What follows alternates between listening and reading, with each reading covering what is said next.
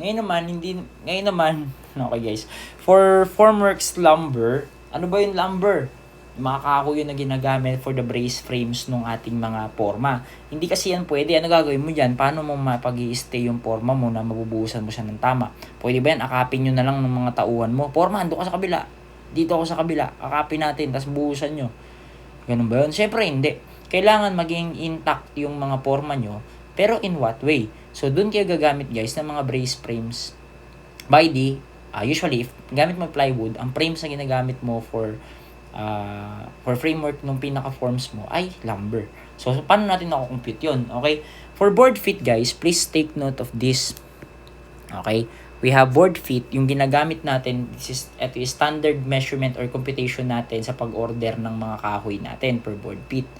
Okay, paano natin nalalaman yun? Okay, so nakadepende kasi yung board feet natin sa cross-section ng kahoy na ino-order mo. So, in this case, mapansin nyo, this is B and this is A. So, yun, A, B. How about the length? Or yung length, guys, is, yung length nung cut na meron ka. Dito, guys, ilalagay ko na siguro. Dito, guys, yung length na kino-consider natin dito for board feet is basically yung length, yung cut length.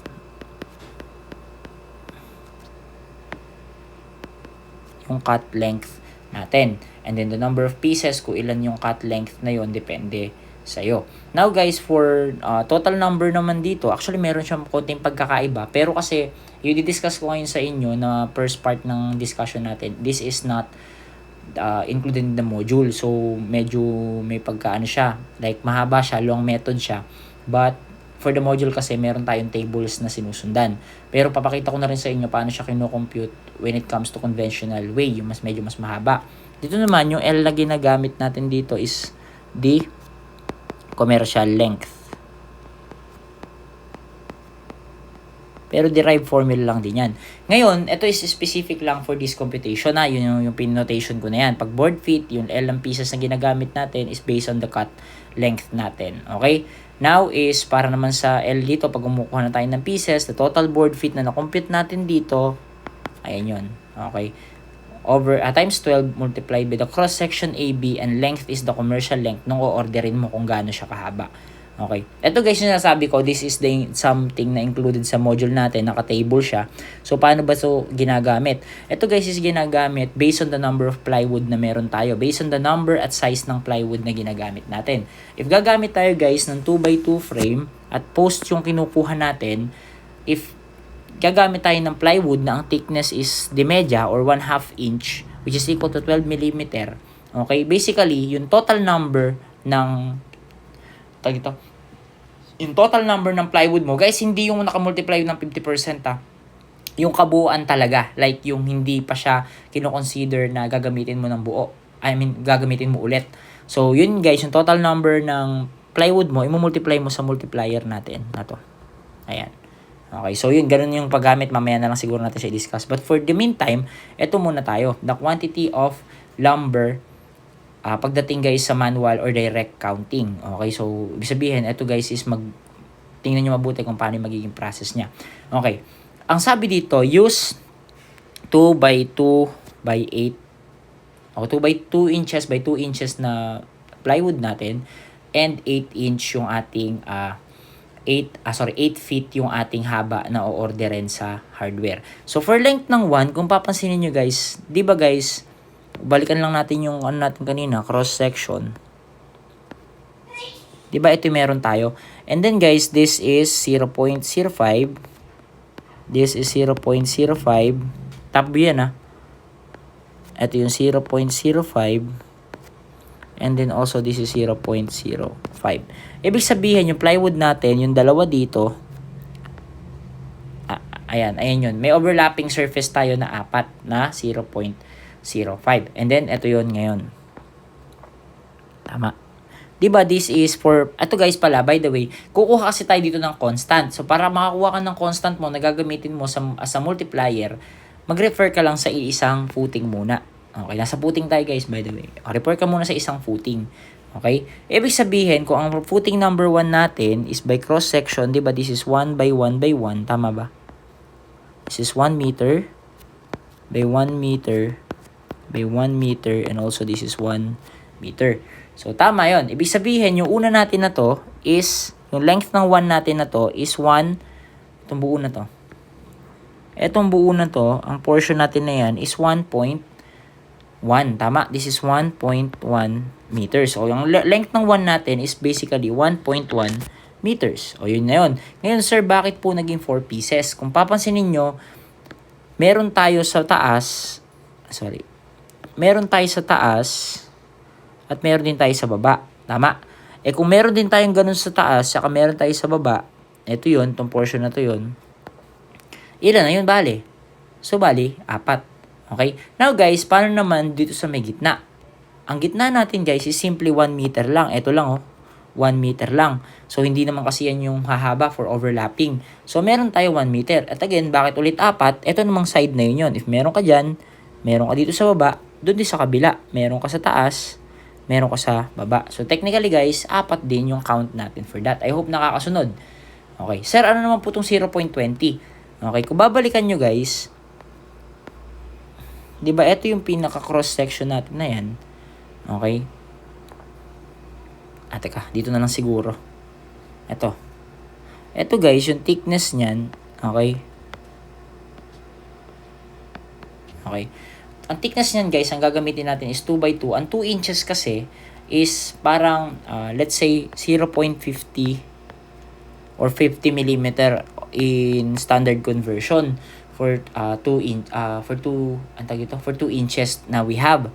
So, ibig sabihin, kung ang thickness ng footing natin na to kanina, ng footing 1 natin, which is yun yung magiging baseline natin, is 0.3, yung buo. Ilan na lang tong gitna? So, 0.2 na lang. So, ito yun guys. Ito yun. Mula dito, ito yan, and 2, and then 3. Ngayon, since meron kang 4 na face, i-multiply mo yung 3 sa 4. So, magiging 12 pieces tayo doon. Okay? And then, ayun, next one, kapag nakuha mo na, okay, i-convert mo lang yung standard length ng mga cut lengths mo. This is cut lengths, by the way. This is cut length. Okay, so 1.1 times 3.28. Makukuha na natin, guys, yung cut length niya in feet. Okay, yan na yun. Okay, now, guys, punta tayo dun sa kasunod. Okay? Think kayo dito sa right. Diba, guys, meron tayong formula for board feet. This is equal to, ano nga sabi? A, B, tapos yung L natin, times pieces over 12. At again, sabi ko sa inyo kanina, for computing the cut lengths or for board feet lang natin, yung L na tinutukoy natin dito is the length of cuts. Okay? Length of cuts. So, ibig sabihin, ito yon yung kaninang pinagsosolve natin na yan. So, in this case, guys, kung papansinin nyo, di ba, 2x2 yung ating cross-section na gagamitin daw, sabi sa problem. Ito yun, 2x2 by 8. O, so, ibig sabihin, we have 2x2 for length ng 1, 2x2 by 3.608. Yun yung length ng cut 1 natin.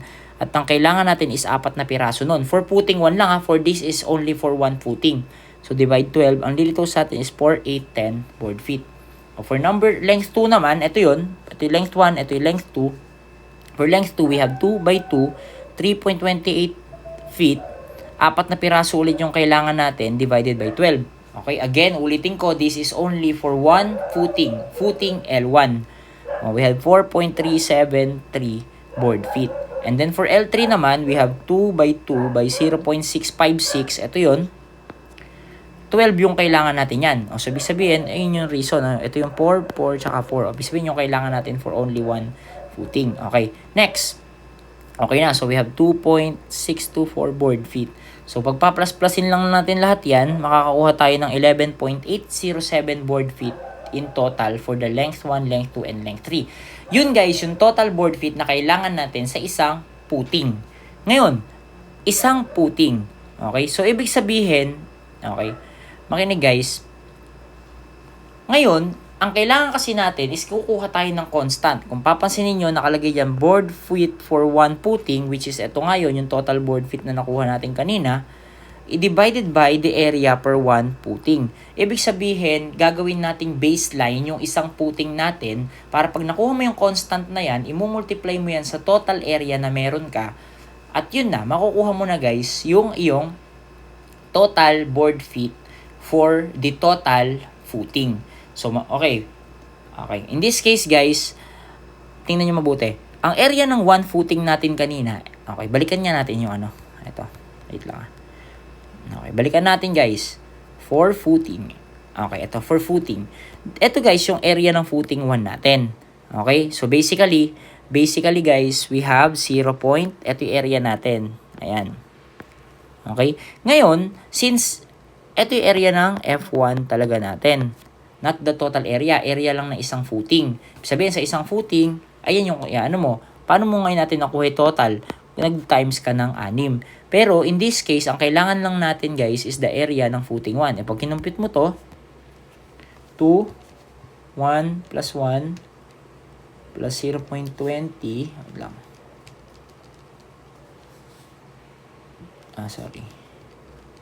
Times 0.30. So, in this case, 1.26 yung area. Balik tayo dun sa pinaka computation natin. Okay, so, kung papansin ninyo, ito lang yon. Okay, ayun yung kinumpit natin na yon. So, we have 1.26. Ibig sabihin, yan yung contact surface ng isang footing lang. So, we have 1.26 square meter. Okay, so per na-compute natin guys kanina that we have 11.807 board feet per one footing divided by, makukuha natin guys yung 11.807 board feet over 1.26. Ibig sabihin pala na sa kada isang square meter ng popormahan mo is kailangan mo ng 9.371 board feet ng lumber. So, para makuha mo yung sa kabuuan ng footing, alam mo guys that the total area of footing, na-compute natin to kanina, balikan ko na nga lang ulit. Na-compute natin to kanina that the total area of footing is basically 15.30 square meter. So, balik tayo doon. Ibig sabihin, yun yung total na popormahan mo for footing. Okay, so in that case guys, imumultiply mo lang yun. Imumultiply mo lang yung constant na nakuha natin. Okay? Ibig sabihin kasi na to again is 9.31 board feet kada isang square meter. So, ilan ang kailangan mo pag 15.30 square meter na ipopormahan mo? So, basically, the area ng total footing, or the total area, this is total area, times dm. Okay, so ibig sabihin, ang kailangan mo dito is 143.376 board feet. Or, times 50% dahil uulitin natin siya, i-allow natin ng repetition for the footing, bisway pagkabaklas ng pagka-disassemble ng formworks, babalik natin siya, another set ulit yon. So yon. And then for makukuha natin is 7.688 board feet. Para makuha mo kung gaano kadami yung kung gaano kadami yung lumber, gagamit ka ng another formula natin. This is the total board feet computed times 12. The cross-section ng lumber na gagamitin mo. Ito na. Yung length na ginagamit naman natin dito is the commercial length. Kung gaano kahaba yung orderin mo. So, 71.688 times 12. Constant yan. Times 2 by 2. Tapos, yung L natin dito is 8 feet. Okay, in feet na yun. Okay, so ibig sabihin, ayun na. Okay, ang kailangan natin is 26.883 na 26.883 na number of plywood. But in this case, wala naman tayong order. Abutan mo ng ito po lagari. O, papabili nga ako ng 26.833 na Coco lumber. Putulin mo, gusto ko sakto. O baka palo sa yung 2x2 na yan, di ba? So, ayun naman nating mangyari yun. So, ayun guys. Okay, so yun. That's for the manual counting. That's the conventional way on how to calculate the lumber natin. So, nagagawa lang tayo ng baseline. Kumukuha tayo ng constant na gagamitin natin for the succeeding computations for footing and of course for column. Then, the same process tayo with the column. However, guys, nakalagay kasi sa module natin, which is susundin natin siya because of the CFE purposes. Ito guys, yung ating for column and post, meron tayong table na binigay. Okay? Tandaan nyo guys, based on the plan pa rin naman to. Ito wala lang kanina. Let's say for example, gagamit tayo ng 2x3 na good lumber. Okay. For plywood, ang ginamit natin kanina, for plywood sa column or post, balikan natin yung pinaka-total. Sa column or post, guys, okay, basically, bakit 14? Ito kasi yun, technically, 14 pieces talaga yan, tama? Okay. Sa column or post, guys, ang i-consider natin is this one, yung kabuuan. Based on the table, guys, tandaan nyo to kasi baka ito yung maging sa CFE. Okay. Makinig yung kabuuan, hindi yung naka-time sa 50%. Let's say, for example, 13 point something, let's say 14 pieces yung gagamitin natin in total for column. Now, we have 12mm thickness or de media, 1/2 inch yan. Kung ganun, madali lang yan. For board feet, ibig sabihin, bilangin mo daw yung number ng plywood na gagamitin mo for specific structural element times the multiplier based on the table. Okay, in this case, kung ang gagamitin natin is 2/3, ito yun, kung 2/3 tayo, at ang thickness natin is 12mm, therefore, ang magiging multiplier natin is 30.50. So, ito na yun. Yung 14 pieces mo, guys, na plywood na kailangan, i-multiply mo lang yan sa constant na 30.50, makukuha mo na is 427 board feet of 2/3 inch frame. So, para makuha mo yung number of pieces, basically, babalik lang tayo sa una. Ang sabi kasi dyan, ang orderin mo is 10 feet na length of Kokkola or good lumber in hardware. So, 427, yung na-compute natin na board feet times 12, the cross-section A times B times yung length ng isang commercial lumber natin. Ang lilitaw dito is 85.4 pieces o let's say 86 pieces na lang. Okay. Same thing with the beam. Di ba medyo madali siya? Mas madali siya compared sa may ating solving dun sa may nauna.